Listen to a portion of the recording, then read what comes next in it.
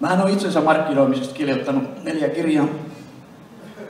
Mua rakkaat ystävät, mä oon luennoinut tässä Firenzessä, Milanossa, Torinossa, Torontossa, Asikkalassa, Janakkalassa, joka paikassa. Rakkaat ystävät, mä tiedän mistä mä puhun. Ja nyt mä sanon teille, kun kokenut coachi puhuu, niin keep your fucking ears open.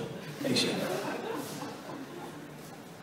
Mä sain 3 minuuttia tehokasta peliaikaa tähän hommaan. Ja mä oon 2,5 siitä käyttänyt ja loput 4 mä aion käyttää tehokkaasti, rakkaat ystävät. 4 prinsiippiä koskee itsensä markkinointia. Sä tiedät mitkä ne on, sä tiedätte mitkä ne 4 on. Mä kerron sen vielä teille. Ensimmäinen prinsiippi on kaikkein tärkein, rakkaat ystävät. Sulla on oltava se oikea rotsi. Mä oon tänään varoittava esimerkki siitä, miten tää ei toimi. Jumalauta, sä et voi näyttää miltä pörssiyhtiön toimitusjohtajalta, kun sä menet sinne haastatteluun. Se rotsin täytyy olla pinkki. Ja kaikki tiedätte, Aurinkokuningas oli viime MM-kisoista, tiedätte, mä olin siellä veljen Suominen ja Mertsin kanssa se rotsi oli pinkki. Se oli backhand, se oli forehand, se oli bum bum bum. Ja toinen prinsiippi kytkeytyy vahvasti tähän ensimmäiseen prinsiippiin.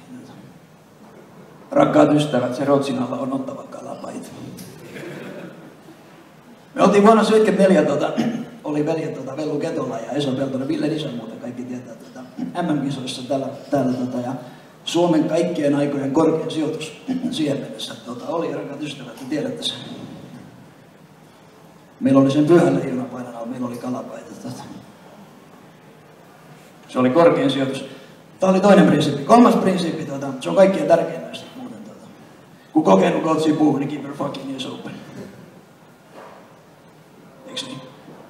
4. prinsiippi. Me kaikki tiedetään, niin kuin ensimmäinenkin, niin tämä on kaikkein tärkein näistä. Rakkaat ystävät, älykkyyden viimeinen tientymä on kykyä keskittyä siihen olennaiseen. Tässä pätee mun lempitermi jälleen kerran 95-50. Sä tiedät mitä se tarkoittaa, sä tiedät, kaikki tietää, se on Aurinkokuninkaan lanseeraama termi. Mun ei tarvitse edes kertoa, mutta 95% keskittyminen vastaan 50% suoritusta, rakkaat ystävät. Haluat sä mennä sinne työhaastatteluun 50% fokuksella? Haluat sä mennä, et sä halua? Aurinkokuningas tietää, rakkaat ystävät. Aurinkokuningas tietää. So far so good, eikö niin? Make your choice. Onko kellään kysyttävää rakkaat ystävät?